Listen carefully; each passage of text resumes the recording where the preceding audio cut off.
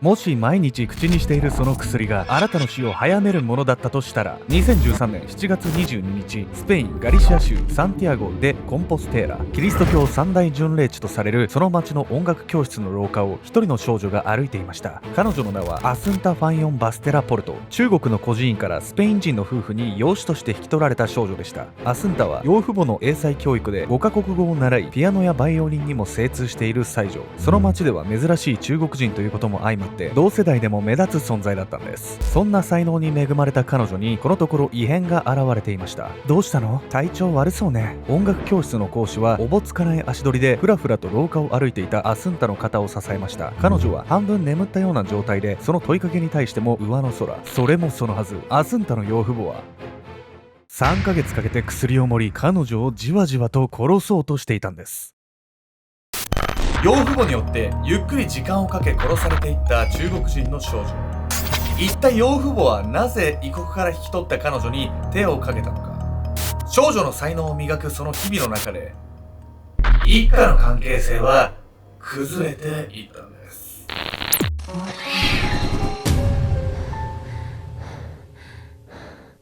大沢スケンちゃんです。いやー、宮美香です。というわけで今回ね、スペインにまつわる事件のね、お話なんですけど、スペインといえばね、宮美さん何ですか？生ハム。そうですね、バルセロナです。バルセロナのね、カンプのスタジオがあるんですけど、そこの入り口でね、生ハムに向かってサッカーボール蹴るっていうイベントがあって、何のために、はい、ないんですけど、メロンパン競争みたいな、何それ。リアルなやつで言うとね、ゴールキーパーが自動のやつがあって、絶対にゴールさせないみたいな。日本のテレビで見たことあるよな。そう、あれが入り口に置いてあって、スペイン人のさ、サッカー少年たちがお金払ってやってんだけど、マジで誰もゴールしなかった。それさ、日本が開発した機械なんじゃない？もしかしたら知らんけど。いや、わかんない。ちょっと調整しとけば大丈夫なんだよ、権利は。知らないけど。でもやっぱり、世界一のクラブのスタジアムなんで、金のかけ方違うな、みたいな。スタジオって何のことかと思ったらスタジアムか。スタジアムです。ややこしいですわ。ややこしくはないけど。中にね、ミュージアムもあって。ユニフォームが飾ってあるわけね、いろいろね。メッシが神みたいな。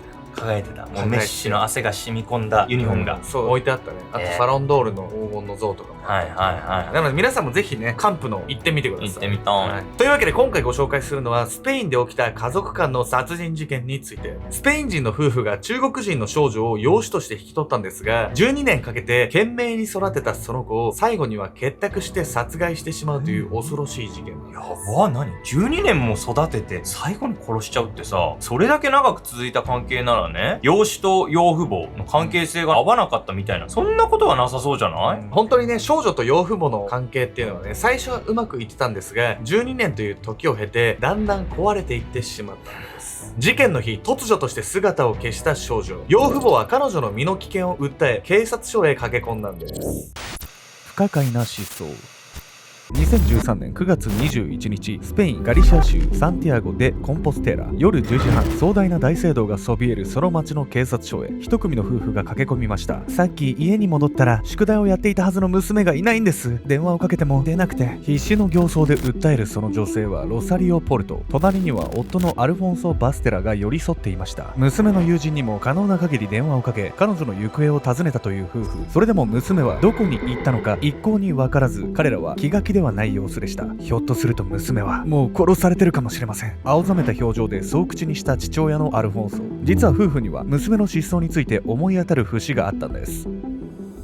時は遡り、夫婦の娘が失踪してしまう2ヶ月前の7月5日の深夜、母ロサリオは玄関から聞こえた物音で目を覚ましました。何かしら。彼女は直感的に娘のアスンタが眠っている子供部屋へ向かったんです。するとその部屋では黒い服の男がアスンタの首筋に手を伸ばしていました。何してるの？母ロサリオが声を張り上げると、男は驚き彼女を押しのけて逃走。何より娘のことが心配だったロサリオは逃げる男には目もくれず彼女に駆け寄りました。あの時はうっかり玄関の鍵を開けっぱなしにしてたんです。その時の犯人がまた家に来て娘をさらっていったのかもしれません。憔悴した様子でそう語る母親のロサリオ。この数時間後、娘のアスンタは遺体となって発見されるんです。今回の事件は養父母が犯人って言ってたじゃない。侵入者って何の話？おそらくね、自作自演だと言われてるんです。両親が警察へ駆け込んでから3時間後の深夜1時39分、娘のアスンタは郊外のテオという町の森林地帯で遺体となって発見されました。グレーのスウェットに白い T シャツ姿で横たわっていた彼女の遺体、手足はオレンジ色のロープで縛られていました。股間には大きなシミが浮かび、鼻の下にはわずかに血液が。その状態からアスンタは何者かに窒息死させられたと推測されたんです。その町では非常に珍しいアジア人の少女が殺害されたとあって、この2日後に開かれた彼女の通夜には多数の報道陣が詰めかけました。その通夜の最中、母親のロサリオに複数人が歩み寄ったんです。ロサリオさん、ちょっとよろしいですか？ロサリオは葬儀場の外へ連れ出されました。彼らがロサリオを呼び出したのは、娘アスンタの殺人容疑で逮捕するためでした。翌日、警察は父親のアルフォンソも逮捕。夫婦は間もなく起訴の運びとなるんです。めっちゃくちゃ被害者のふりしてたけど、すぐバレたわね。そうなんです。夫婦は遺体発見後の事情聴取の段階から疑われていたんです。隠しきれない罪。アスンタの遺体発見後、警察に対しロサリオとアルフォンソの夫婦は至って協力的な姿勢を見せていました。一方で夫婦にはそれぞれ疑わざるを得ない言動が。母親のロサリオは事件当日、アスンタの遺体が発見されたテオの町の別荘を訪れていました。警察は念のためロサリオを連れてその別荘を家宅捜索。すると別荘に入るや否や、母ロサリオはこう切り出したんです。ちょっとトイレに行ってもいいでしょうか？そう言うと、どこか慌てた様子で別荘の2階へ上がっていたロサリオ。違和感を覚えた警察は密かに彼女の後を追いました。するとロサリオはトイレではなく寝室に入っていたんです。その部屋の中で彼女はアスンタの手足を縛っていたものとよく似たロープを処分しようとしていました。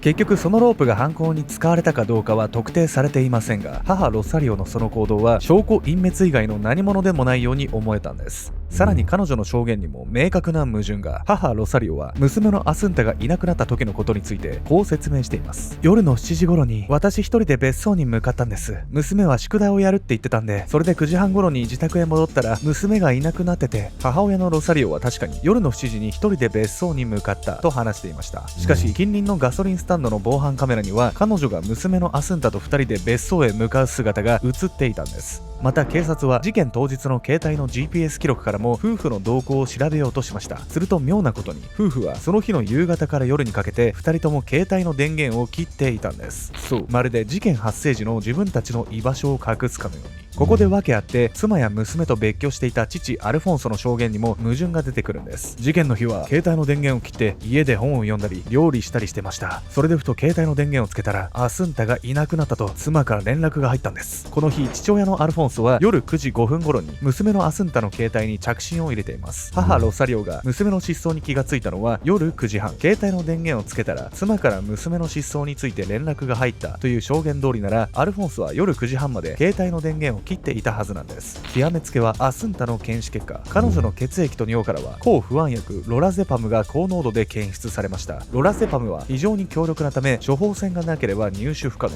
アスンタはその薬で昏睡状態にされた上で布のようなもので鼻と口を塞がれ窒息死したとされました。そして母親のロサリオはこの薬を処方されていたんです。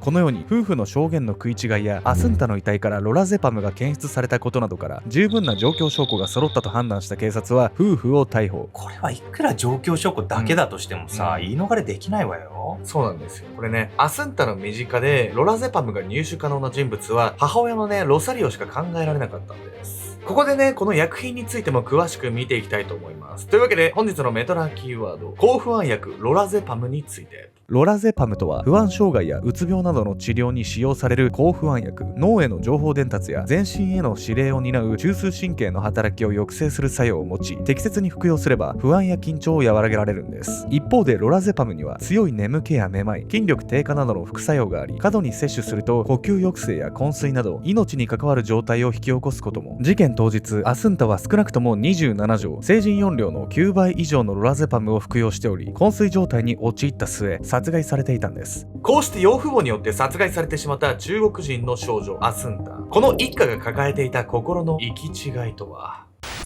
理想の崩壊。ロサリオと夫のアルフォンソが結婚したのは事件から17年前の1996年のこと。ロサリオは地元の有名弁護士の娘として育ったエリート。彼女自身国際家族法を専門とする弁護士として活躍していました。一方で夫のアルフォンソはスペイン北部ビルバオ出身のフリーランスジャーナリスト。収入は安定しませんでしたが、妻のロサリオは穏やかでユーモアのある彼の人柄に惹かれていたんです。2人の結婚はいわゆる逆玉の腰。妻ロサリオは両親から4階建ての高級アパートを譲り受け、夫婦はそこで暮らし始めるんです。そして彼らが養子を引き取ることに決めたのは、妻のロサリオが全身エリテマトーデスという病気を患っていたため、その病気は体の免疫システムが自分の細胞を攻撃してしまうもので、妊娠は危険とされたんです。中国では一人っ子政策の影響で女の子はみんな個人域になるらしい。僕らが養子に引き取ることで人助けになるなら願っても見ないことじゃないか。こうして中国湖南省の孤児院から生後9ヶ月の女の子を引き取った夫婦。スペインへやってきた彼女はアスンタ・ファンヨン・バステラ・ポルトと名付けられたんです。一人っ子政策で中国の女の子が個人送りになっちゃうみたいな話聞いたことなかったわ。そうやって養父母がさ、少女を引き取ったのもそういった人助けの意味もあったのかもしれないわね。そんな心優しい夫婦がなぜね、少女の命に手をかけることになったのか。エリート家庭出身の妻ロサリオには子育てに関しある葛藤があったようなんです。母ロサリオは娘のアスンタに英才教育を施し、幼少期から英語、フランス語、中国語、ドイツ語など複数の言語を学ばせました。さらにピアノやバイオリン、バレエなど芸術方面の習い事もさせ、文字通り完璧な娘に育て上げようとしたんです。そしてアスンタにはその期待に応えるだけの才能が。彼女は中学へ入学した際には飛び級を認められるほどの才女に。このようにアスンタが優秀に育ったことからも、血のつながりはなくても親子関係は至って順調にいっているように見えたんです。しかしうまくいっているように感じるのは表面上だけの話。母ロサリオはアスンタの成績や習い事について友人に自慢することがあったのですが、アスンタはその母の振る舞いに激怒したことがあったんです。全部ママがやれって言うからやってるだけよ。母ロサリオはその家柄ゆえプライドが高すぎることがあり、自分の学歴を詐称するようなこともあったといいます。その行き過ぎたプライドのためにアスンタに理想を押し付けすぎている部分があったのかもしれません。アスンタが反抗的態度を見せ始めると、彼女との接し方に悩んだ母ロサリオは精神科への入院を余儀なくされるほど精神を病んでいきました。さらに2012年、アスンタが12歳を迎える年には母ロサリオの両親が相次いで他界。追い込まれた彼女は不倫に走ったんです。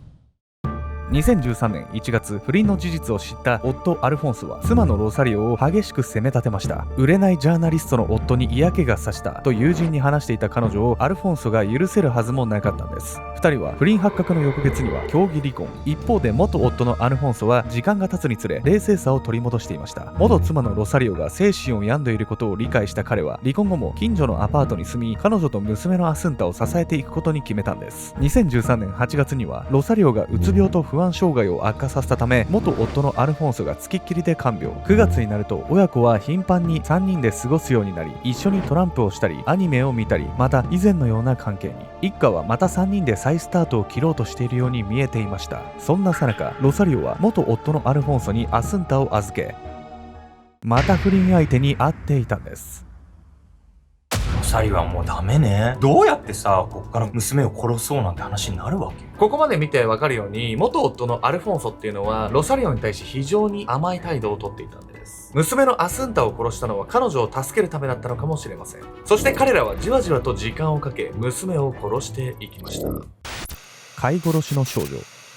ロサリオとアルフォンソが離婚して数ヶ月後の2013年7月5日、最初に説明したアスンタが侵入者に首を絞められる事件が勃発。この時アスンタは友人に殺されそうになったと不安を打ち明けていますが、母ロサリオはなぜか警察には届け出ようとはしなかったんです。おそらくこれは第三者がアスンタの命を狙っているように見せかけるための夫婦による自作自演。この頃からアスンタの殺害計画は始まっていたんです。その証拠に同じ時期からアスンタにはある変化が現れていました。